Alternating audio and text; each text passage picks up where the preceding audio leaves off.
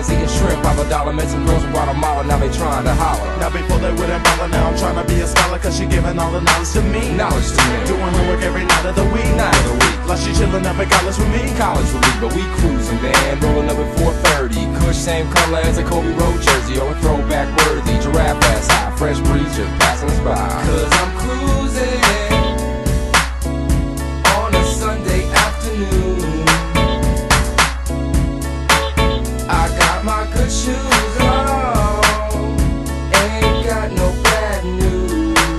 Here's what you say to the lady. Let me squeeze you, oh, let me hold you, oh, let me squeeze you, oh, let me hold you. Why?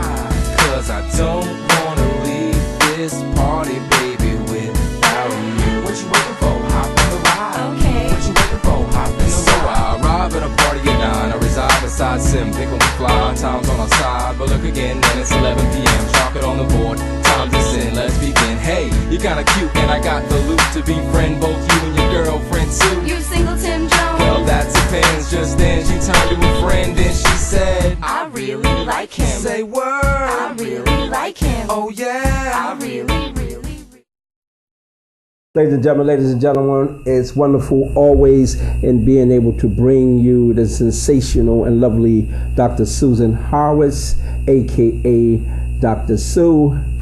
We actually look forward to her visits here at JCT TV. You've seen her on remote location and some of the fabulous songs that she's performed at certain JCT television productions.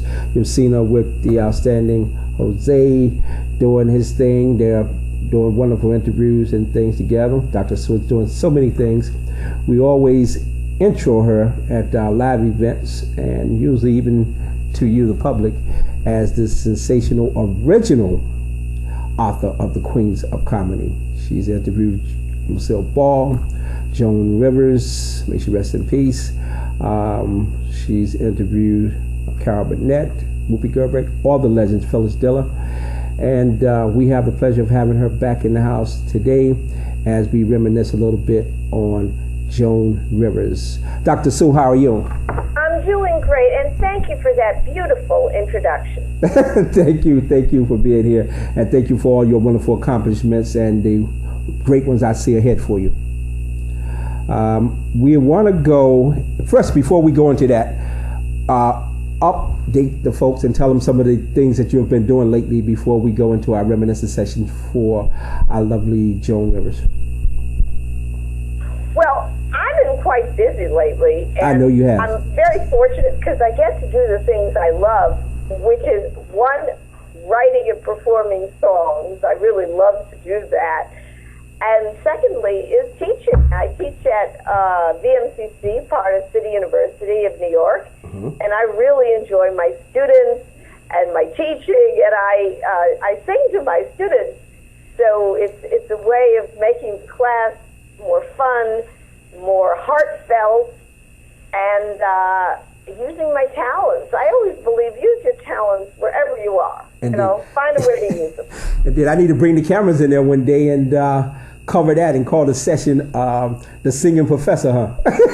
Yeah, that's what I started putting in my email. I call myself Dr. Sue, the Singing Professor. Outstanding. And you know, it's very true. That's who I am. Exactly. And such a wonderful voice. And you're also a composer because you write most of your music, don't you? I write most of my music. Yeah, I write songs. I write the words and the music. I started out writing the words, and then I discovered that I really liked to write the music. I liked my own music, so I needed to develop that skill of writing music. Okay. Now, also, I know that you did a interview with some of our comrades, ABC. You want to tell us a little bit about that? ABC, I'm a little bit...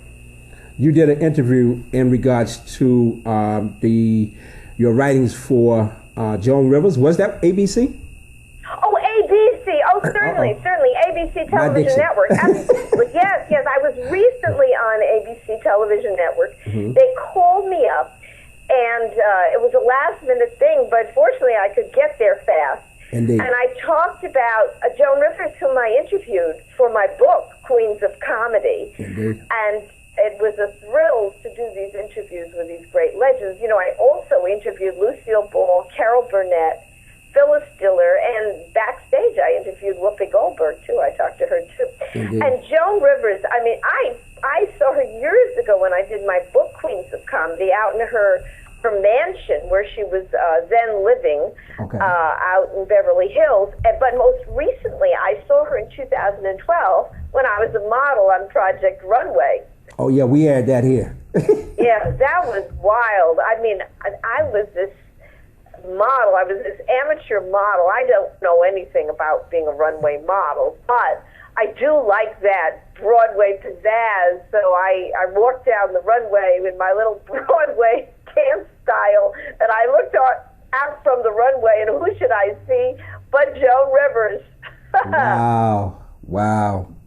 Yep. Incredible. I remember I was supposed to do an interview with her up at the Sugar Club, but the facility or venue of the late Ashford, and we somehow or another I couldn't get there at a particular time, but I used to regret it until I just felt so relieved that you had done the interview. So I was pleased about that. Yeah. Well, I learned so much from interviewing these people because this is the real deal. These are the people who really broke barriers and had great accomplishments, and to listen to them, it's like a master class. There you go. Mm-hmm. I have all the recordings, by the way. I have the original audio recordings of all my interviews, and I would love to use that as a basis for a documentary. That would be outstanding. We're going to focus now directly for the next, say, minute and a half that we have left on this interview today. We're going to focus on some of the things that you learned about Joan Rivers that probably the public don't know, or maybe some things that her and her peers did know about Joan Rivers. What can you tell us, Dr. Sill? Well, the first thing about Joan is her absolute determination and guts to go after what she wants. Indeed. This is a quality that really successful people have. And she went through years of struggle in the beginning, where she was trying to find her way. Nobody recognized her, where she was doing this type of performance that did not suit her, this sort of cute cabaret little performance. This did not suit her at all. She finally got successful when she started developing this character that she had found in improvisation of the single girl desperately wanting to get married. And that became her character. I mean, it semi-reflected her life, but not entirely. But that kind of more heartfelt, realistic character, when she started going through that, then she started getting successful. And it just goes to show that sometimes you may have to struggle for a time, and you have to discover who you are on stage, how the audience responds to you. And it's a tough process, and you can't discover it all by yourself. You need the audience as a kind of a partner. Very much so. The once folks really believe and come to understand that they need the public as partners, then I believe it makes them greater performers. Right. She developed her comedy as part of an improv group, and in an improv, your partner is your fellow actor on stage. But she's not really so much a group performer, she's more of an individual. So what she took out of that was making her audience her partner. And she would talk directly to them. She would imagine that they were kind of her partner. And it started to work for her. Also, her comedy, it was very daring, certainly for a woman in those days, very daring.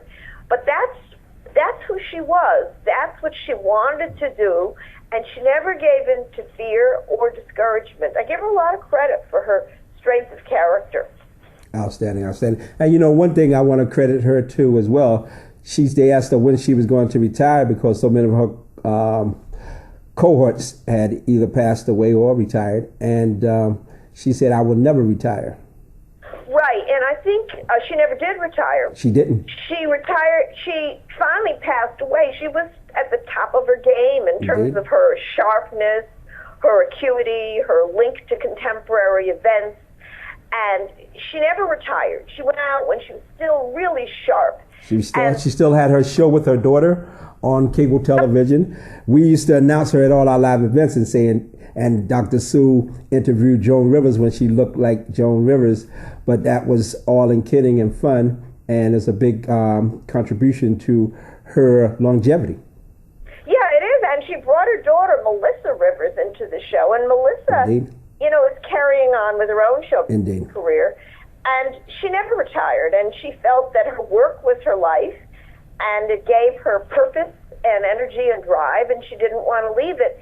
And that's a really good thing, because you have to know yourself. And if your work does give you that kind of purpose and drive, then don't leave it. Indeed. Or if you don't have an actual job, find something else that gives you that. Because just to live from day to day with no purpose, I mean, you're just dragging around. Oh, couldn't imagine. Yeah. But That's Dr. right. Sue, on that note right there, it's been real. It's much love here for Dr. Sue, and I want you to tell the folks how they can witness or view more about Dr. Sue. Give them some of your websites and connections as we Absolutely. I part. would love to have people come visit my website, which is www.drsue.com. DRSUE.com. And you'll see photos and videos and things about my book. If you want to look up Queens of Comedy, look up Queens of Comedy and my name, Susan Horowitz, so you get the correct Queens of Comedy. There you go. And I look forward to staying in touch. Outstanding. Ladies and gentlemen, it's been real. Once again, Dr. Susan Horowitz, a.k.a. Dr. Sue. And now we're going to take you over to ET News. I'm Papa T, JCT TV. Hello everybody, I'm Jose, back with another JCT TV Entertainment News. We're giving you this week's highlights in the entertainment industry. As always, tonight we're going to talk about the passing of two celebrities, some well-known celebrities, and it's a big loss for the entertainment industry. First is Joan Rivers. She was 81 years old, passed away Thursday afternoon in a New York hospital. She was on life support after suffering from cardiac and respiratory arrest during a minor procedure at a clinic that is still under investigation into what led to her death. The next tragic death was of Jimmy Jamison, 63-year-old lead singer of the 80s rock band Survivor, this past week. It was a shock to those close to him. The group had hit songs like The Eye of the Tiger from the Rocky movies to I'll Always Be Here from the TV show Baywatch.